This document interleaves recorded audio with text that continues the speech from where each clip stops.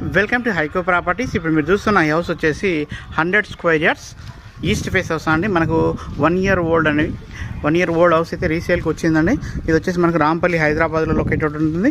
House వచ్చి dimensions వచ్చేసి 22.5 x 40 అండి. చాలా మంచి సైజు ఉంది.